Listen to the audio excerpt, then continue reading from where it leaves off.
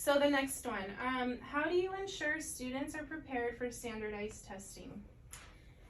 Okay, so I think there's a lot of pieces that fall into that one. I think just my own knowledge of it, right?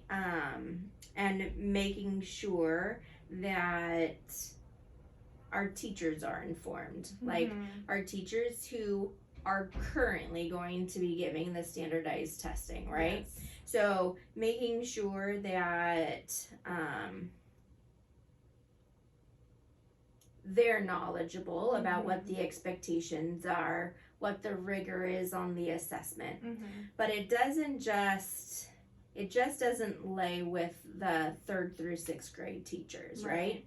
There's a lot of work that needs to take place in K2 in order to prepare our kiddos in 3-6 for the test. So there's a lot of work. So I think the district is doing a lot of good work around preparing you guys with understanding state standards for your different grade levels, deconstructing those, making sure you understand the claims and the targets and what that looks like and how that kind of like backwards maps to the K2 grade levels as well.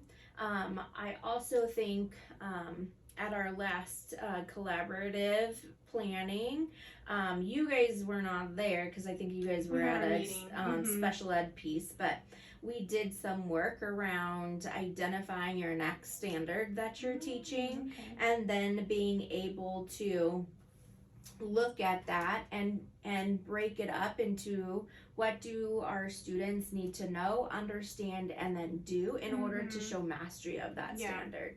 Because once we can break it down like that, then we can start to see what are some of the pre-concepts students need to know in order to even have access, you know, to that learning. What do they have to know or understand about what that skill is so that they can take some actions on it. But I also think it's about students thinking. And so it is about making sure our students have the opportunity to not just repeat or parrot what our teachers are saying, but really have an opportunity to express their own thinking or learning around whatever skill is being taught.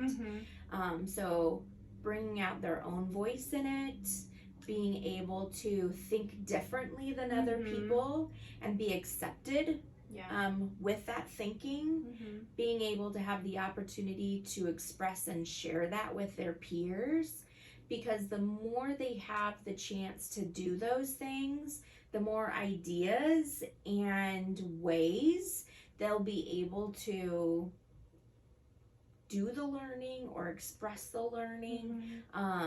Maybe the way they're doing it is complicated, and then they hear somebody else and they're like, oh my gosh, that would cut my work in half, right? But I never thought about that. But they would never have that opportunity to hear it if the chance wasn't given in class in order to move in that direction. So I think they're never going to be able to be ready for a standardized test unless they're the ones doing the thinking. Okay, yeah, that makes sense. Yeah, because how are they, and then also I feel like whenever they verbalize what they are thinking, and if there's an open environment for them to do that, it definitely allows them to also not just express their ideas and have that freedom, but also listen to other students' perspectives. And sometimes the best way to learn is just by hearing and just speaking, and as opposed to, you know, reading something on a paper or just listening to a teacher say, okay, we're gonna learn this and this is how you do this. Right. So yeah, definitely collaboration is a big role. I also think that their mistakes have great opportunity for Yes. learning, right? So just because they make a mistake in something, or they're working through their train of thought and something doesn't necessarily line up, there's a lot of learning that can come in through that, right? So I think there's opportunities all the time, and so we just have to see them, right? And not just wipe them away or say no. We have to lean into that. And it's okay. Yeah, that's a good approach. Okay, the next one is, what is the importance of personal development for educators in their professional careers? So I think another thing that I've said before is that we're always learning. So there's never a time or a day or a week, a month, a year that goes by that we're not learning something. And so being intentional about the professional development that you do engage in is really important. I think aligning it to what our school goals are, so then you can actively do some of the things that you're learning about. Oftentimes we go to professional developments and we're like, ooh, that's good. But we come back and we don't do anything because it doesn't align with our school goals, or there's just so many other things happening, right?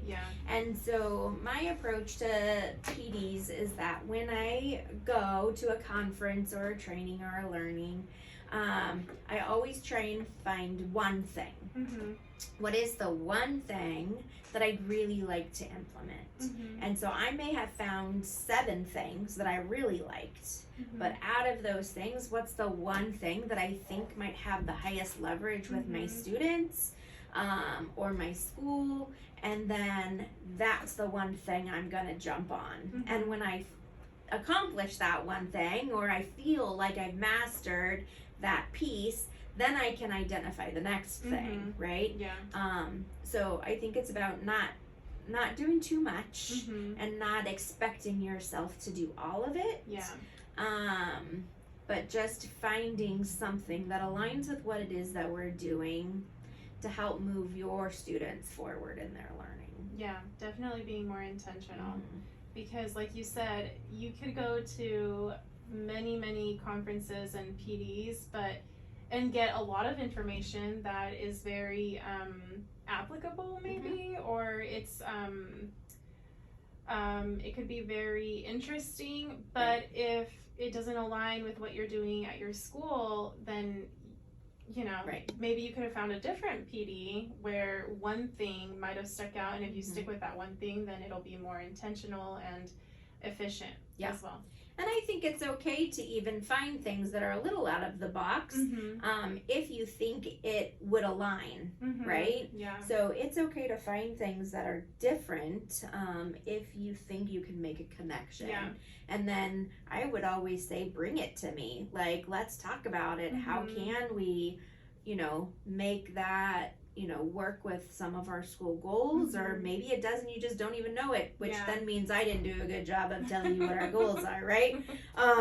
And so I think it's always about just communicating and talking about it, and being able to move that learning forward.